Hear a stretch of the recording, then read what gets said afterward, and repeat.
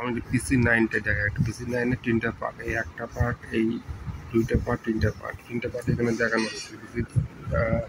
PC9 যেটা আর কি, এটা হচ্ছে 2.16 × 8.3, এটা স্কোয়ার। 2.16 মানে হচ্ছে ফার্স্টে মানে এইটা পার্ট করা হয়েছে, এইখান থেকে এইটা পার্টটা, এটা দৈর্ঘ্য, এটা দৈর্ঘ্য প্রস্থ, এটা একটা পার্ট।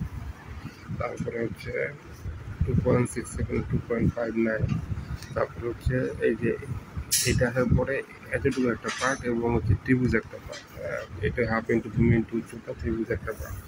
আমি একটু যদি কলম দিয়ে এঁকে দেখাই তাহলে ঠিক মতো বুঝতে পারবেন আর কি PC16টা কেমনভাবে করা হয়েছে।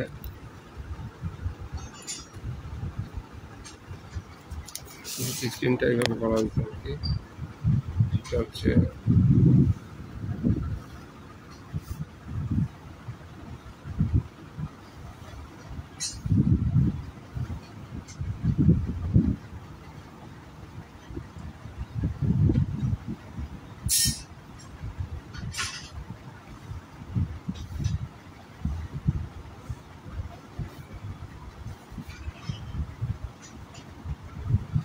এইভাবে 3টা পার্ট করে নেওয়া হয়েছে। এটা হচ্ছে ফার্স্ট পার্ট, এটার দৈর্ঘ্য হচ্ছে এটা, প্রস্থ এটা, এইটা ফার্স্ট পার্ট। সেকেন্ড পার্ট হচ্ছে এই যে এইটা প্রস্থ, তারপর হচ্ছে এই ত্রিভুজ আকৃতি আর কি, যেটা থার্ড পার্ট।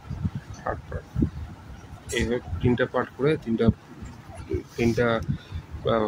হচ্ছে আলাদা আলাদা ক্যালকুলেশন এখানে করবো। করার পরে তারপরে হচ্ছে এটা 3 ইঞ্চি দিয়ে যদি আমরা গুণ দিই, মানে থিকনেস 3 ইঞ্চি, তাহলে আমরা এটা পাবো। PC9টা এই জন্য আমি দেখাচ্ছি এখানে, এই পিসে যে 9টা আর কি আছে, 3টা পার্ট করে নিতে হবে আর কি, আলাদা আলাদা করে তারপর আর কি করতে হবে আর কি। আরেকটা হচ্ছে এখানে স্যান্ড কোয়ার কম্প্রেশন, যেটা আরেকটা হচ্ছে টোটাল সিসিসি কাস্টিং সবগুলো যোগ করতে হবে। যোগ করার পরে এখানে আরেকটা ব্যাপার আছে, যেটা স্যান্ড কোয়ার যে কম্প্রেশনের ইয়েটা আর কি, যেমন এখানে F1, এখানে 4টা আছে, এখানে 2টা আছে, দৈর্ঘ্য, প্রস্থ এবং উচ্চতা। F1, F2 কোনটা? F1, F2 হচ্ছে এইটা আমার, এইটা হচ্ছে F1, F2, এই F1 হচ্ছে এইটা, তো এইটা আমরা আগে হচ্ছে দৈর্ঘ্য, প্রস্থ এবং উচ্চতা হচ্ছে এইটা। উচ্চতা হচ্ছে এটা 1.25, এটা কম্প্রেশন করে আর কি নিতে হবে। কম্প্রেশন করে তারপরে হিসাবে কোনো কাজ করতে হবে। এখানে যেমন এখানে কম্প্রেশন করার পরে তারপর সলিং করতে হবে, তারপর হচ্ছে রড করতে হবে।